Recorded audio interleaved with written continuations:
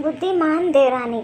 मंजली जरा छोटी के हाथ तो देख। कोहनी करते हुए पुष्पा निवास की सबसे बड़ी बहू सुधा अपनी देवरानी जया से बोली।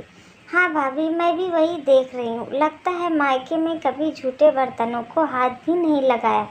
ज़रा नाखून तो देखो इसके, कितने लंबे लंबे हैं। जया भी बोली। मंजली ये भला क्यों बर्तन मांजेगी, सरकारी नौकरी करती है। महारानी माँ जी ने पता नहीं देवर जी के पसंद को कैसे सहमति दे दी। हमें तो कभी घर से निकलने भी नहीं देती। हाँ भाभी, अब तो लगता है हमें ही इसकी नौकरी करनी पड़ेगी। हम क्यों भला इसकी नौकरी करेंगे। याद रखना मंजली, हम इसकी जेठानियाँ हैं। बाहर भले ना सही, लेकिन इस घर में हमारा ओहदा इससे बड़ा है। कहीं अपनी नाक ना कटवा देना। हाँ भाभी, लेकिन माँ जी से क्या कहेंगे। ये तो सुबह सवेरे निकल जाएगी नौकरी पर, पीछे से सारा काम तो हमें ही करना पड़ेगा ना। ये खुसुर फुसुर जारी थी, तभी सासू माँ पुष्पा देवी की कड़कती आवाज़ से दोनों बहुएं चुप हो गई। बड़ी बहू, जाकर देखो सभी रिश्तेदारों को देने की मिठाइयाँ और उपहार तैयार है या नहीं। हाँ हाँ माँ जी, सब कुछ तैयार है, अलग अलग बना कर भी रख दिए हैं। और मंझली बहू, छोटी बहू का कमरा तो ठीक कर दिया है ना। अभी नई नई है तो ध्यान रखना किसी चीज़ की कोई तकलीफ ना हो।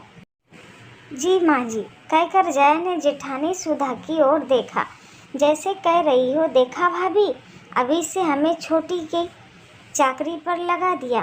पुष्पा देवी नई नवेली छोटी बहू कावेरी से बोली।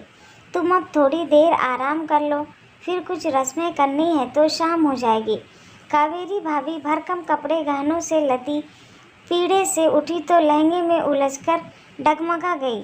झट से पास खड़ी पुष्पा देवी ने उसे थाम लिया, नहीं तो शायद गिर पड़ती। लेकिन कावेरी की हालत देखकर उसकी दोनों जेठानियों के चेहरे पर मुस्कान छा गई।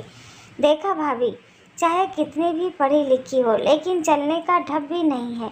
मुझे तो लगता है बिल्कुल अल्हड़ है। देखते हैं कब तक निपटती है इसके साथ।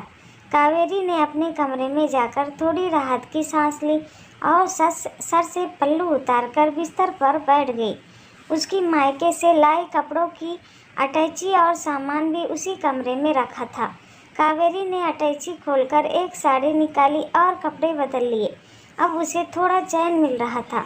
शादी के सारे दिन रात की थकान के चलते तकिए पर सर रखते ही थोड़ी झपकी आ गई।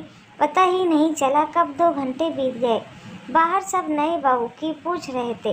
पुष्पा देवी अपनी मंजली बहू से बोली, तुमसे कहा था ना छोटी को बुला ला, अभी तक क्यों नहीं आई वो।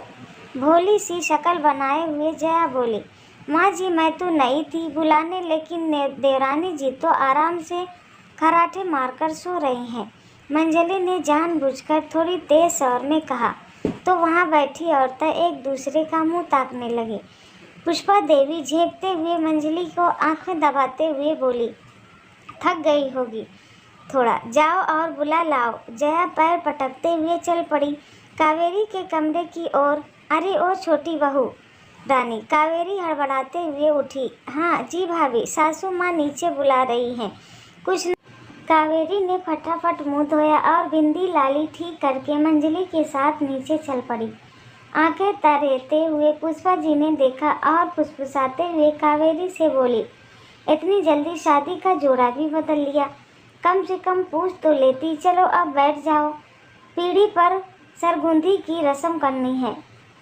औरतें गीत गाने लगी और कावेरी की ननद रस्म करने लगी। छोटी भाभी तुम तो नौकरी पेशा हो, दोनों बड़ी भाभियों ने तो छोटा नेक दिया था, लेकिन तुमसे तो बड़ा नेक लूँगी, अपनी जेब ढीली कर लेना। हंसते हुए ननद बोली। कावेरी मुस्कुरा दी। 1 हफ्ते का समय रिश्तेदारों के आने जाने में ही बीत गया। कावेरी का व्यवहार मधुर था, लेकिन उसका नौकरी पेशा होना दोनों जेठानियों को किसी भी तरह हजम नहीं हो रहा था। हमेशा कावेरी की किसी न किसी हरकत को बढ़ा चढ़ाकर पूरे परिवार के सामने रखती रहती थी। अभी नई नई थी तो काम करने को भी नहीं बोल पाती थी, लेकिन उसके लिए खाना बनाना भी उन्हें बोझ लगता था। सर से पल्लू खिसकते ही सास से कहती, माँ जी लगता है अब इस घर में ससुर जेठ से पर्दा भी हट गया है। हमने तो कभी आपके सामने भी पल्ला नहीं उतारा। अब कावेरी की छुट्टियां भी ख़त्म हो गई और अगली सुबह उसने जल्दी उठकर रसोई में नाश्ते की तैयारी की और वो ऑफिस जाने के लिए तैयार हो गई। माँ जी, मैंने नाश्ते की तैयारी कर दी है, क्या मैं अब ऑफिस जाऊँ? बड़ी बहू सुधा गुनगुनाते हुए बोले। रहने दे छोटी, तू तो ऐसे बोल रही है जैसे पीछे से हमें कुछ करना ही नहीं पड़ेगा। सारे दिन तो हम ही पिसती रहती हैं घर के कामों में।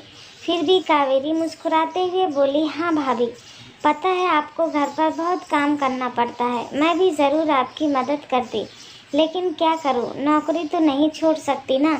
सुधा और जया ने मुँह बिचका दिया। पुष्पा देवी बोली, देखो छोटी बहू, नौकरी करती हो ये ठीक है, लेकिन घर की मान मर्यादा बनाए रखना अब तुम्हारी भी जिम्मेदारी है। और हाँ, मैं बहुओं के बीच भेदभाव नहीं करती, इसलिए शाम को आने के बाद रसोई की सफाई और बर्तन तुम्हारी जिम्मेदारी होगी। सासू माँ के इस फरमान पर दोनों बड़ी बहुओं के चेहरे पर मुस्कान तैर गई। अब मज़ा आएगा महारानी को। बाहर के साथ साथ घर पर भी काम करना पड़ेगा। कावेरी ऑफिस चली गई। सुधा और जया ने कढ़ाई उठाकर देखा तो उसमें पोहे रखे थे। लो माँ जी, अब क्या हम सब नाश्ते में सिर्फ पोहा खाएंगे? हम तो रोज़ सब्जी, पराठे या कचौड़ी बनाते हैं। पुष्पा देवी भी बहुत गुस्सा थी, लेकिन बहुओं के सामने नर्म बनते हुए कहा, शायद उसके मायके में हल्का नाश्ता करते होंगे। कोई बात नहीं, मैं उसे समझा दूंगी। अभी और कुछ बना लो फटाफट। सुधा और जया फिर से नाश्ता बनाने में जुट गई। पुष्पा देवी समझ तो रही थी कि अब इस परिवार में थोड़ी बहुत अनबन रोजाना होने वाली है, लेकिन अब बेटे की पसंद को स्वीकृति दी है तो निभाना भी पड़ेगा और परिवार की बांधे भी रखना पड़ेगा। उधर शाम होने वाली थी और दोनों बड़ी बहुओं की बेचैनी बढ़ती जा रही थी कि वो कब अपनी नौकरी वाली देवरानी को चौका बर्तन करते हुए देखें। उन्होंने शाम से एक भी झूठे बर्तन को हाथ नहीं लगाया। जितना बर्तनों का ढेर बढ़ता जा रहा था, उतनी ही उनकी खुशी भी बढ़ती जा रही थी। शाम को 6 बजे कावेरी ऑफिस से वापस आई तो उसके हाथों में एक पैकेट था जिसमें सबके लिए रबड़ी और कुल्फ़ी थी। वो सबके हाथों में कुल्फ़ी का कप पकड़ाते हुए बोली, ये कुल्फ़ी मेरे ऑफिस के सामने ही मिलती है और बहुत स्वादिष्ट है। मैं अक्सर अपनी मम्मी के लिए लेकर जाती थी तो सोचा आज आप सबके लिए भी ले चलूं। आप सब खाकर देखिए, आपको ज़रूर पसंद आएगी। गर्मियों की शाम को हाथ में कुल्फ़ी हो तो शायद ही कोई उसे खाए बिना रह पाता है। सारी खुंदक और कड़वाहट को एक तरफ रखकर सुधा और जया भी कुल्फ़ी का लुत्फ़ उठाने लगी। खाना खाने के बाद बर्तन साफ करने की बारी आई तो कावेरी ने बड़े से टब में डिश वॉश खोला और फटाफट सारे बर्तन धो डाले। कावेरी के चेहरे पर तनाव न देखकर सुधा और जया के चेहरे पर ज़रूर तनाव आ गया था, लेकिन बर्तन धोने का ये तरीका अब उन्होंने भी अपना लिया था। उम्र होने के कारण पुष्पा देवी के पैरों में बहुत दर्द होने लगा था। एक दिन कावेरी ऑफिस से आते हुए एक औरत को अपने साथ ले आई। उसे देखकर पुष्पा देवी ने पूछा, छोटी बहू ये कौन है? माँ जी, ये राधा है, हमारे ऑफिस में जो माली काका है ना, उनकी बेटी। ये बहुत अच्छी मालिश करती है। आपके पैरों में दर्द रहता है ना, इसलिए मैं इसे घर दिखाने के लिए ले आई। कल से ये रोज़ाना आकर आपके पैरों की मालिश कर दिया करेगी। बेचारी बहुत गरीब है और कुछ काम भी ढूंढ रही है। पुष्पा देवी थोड़ा किनारे ले जाते हुए कावेरी से बोली, बहू क्यों फालतू का खर्चा बढ़ा रही हो? सुधा और जया ही मेरे पैरों में तेल लगा देती हैं। कहीं तुम ये तो नहीं सोच रही कि कहीं तुम्हें मेरे पैर न दबाने पड़ जाएं? नहीं नहीं माँ जी, माँ के पैरों में तो जन्नत होती है। देवी के पैरों को हाथ लगाते हुए कावेरी बोली, लेकिन माँ जी, ये सच में ये बहुत अच्छी मालिश करती है। अगले दिन सुबह ही राधा मालिश करने के लिए आ पहुँची और रगड़ रगड़ कर तेल लगाने लगी। पुष्पा देवी को बहुत आराम मिल रहा था। साथ ही साथ सुधा और जया भी खुश थी कि घर के कामों के बाद उन्हें सासू माँ के पैर भी नहीं दबाने पड़ेंगे। मालिश के बाद राधा ने झाड़ू उठा ली और घर की साफ सफाई में लग गई। कावेरी ऑफिस के लिए तैयार हो चुकी थी। पुष्पा देवी ने पूछा, छोटी बहू क्या ये झाड़ू पोछा भी करेगी?